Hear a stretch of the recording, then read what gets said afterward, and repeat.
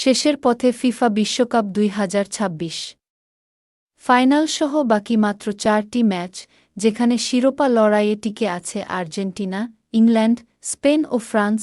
এই ৪টি দলের সেমিফাইনালে খেলার কথা বিশ্বকাপ শুরুর আগেই বলেছিল অপটার সুপার কম্পিউটার। এবার সেই সুপার কম্পিউটার নেমেছে চ্যাম্পিয়ন দল বাছাইয়ে।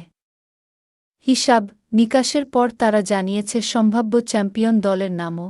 অপটার সুপার কম্পিউটারের মতে, বিশ্বকাপ জয়ের সবচেয়ে বেশি সম্ভাবনা ফ্রান্সের। এবারের আসরে এখন পর্যন্ত দারুণ ছন্দে আছে ফরাসিরা। আক্রমণভাগে সামনে থেকে নেতৃত্ব দিচ্ছেন কিলিয়ান এমবাপ্পে। লিওনেল মেসির সঙ্গে যৌথভাবে এই বিশ্বকাপে সর্বোচ্চ ৮ গোল তার। অন্যদিকে উসমান ডেম্বেলেও করেছেন ৫ গোল। মরক্কোর বিপক্ষে কোয়ার্টার ফাইনালে দুজনেই গোল করে ফ্রান্সকে তুলে দিয়েছেন সেমিফাইনালে। বিশ্বকাপের বাকি ম্যাচগুলো নিয়ে অপটার সুপারকম্পিউটার ২৫,০০০ বার সম্ভাব্য ফলাফল বিশ্লেষণ করেছে। সেখানে ৫৭.৭% ক্ষেত্রে ফ্রান্স স্পেনকে হারিয়ে টানা তৃতীয়বারের মতো ফাইনালে উঠবে বলা হচ্ছে।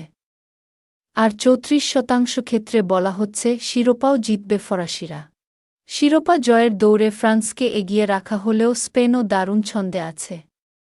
২০২৪ সালের মার্চে কলম্বিয়ার বিপক্ষে প্রীতি ম্যাচে ১-০ গোলে হারের পর থেকে টানা ৩৬ ম্যাচে অপরাজিত রয়েছে তারা।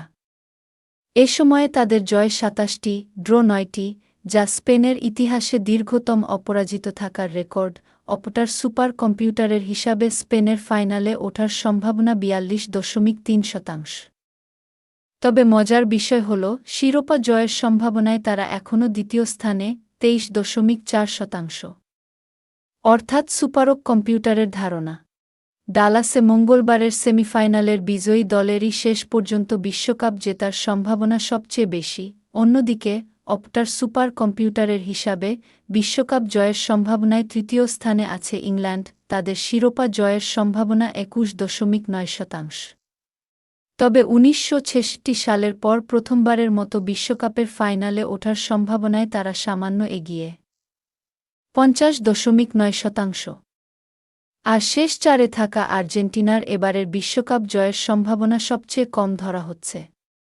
অপটার সুপার কম্পিউটারের হিসাবে আলবিসেলেস্তেদের শিরোপা জয়ের সম্ভাবনা ২০.৬%।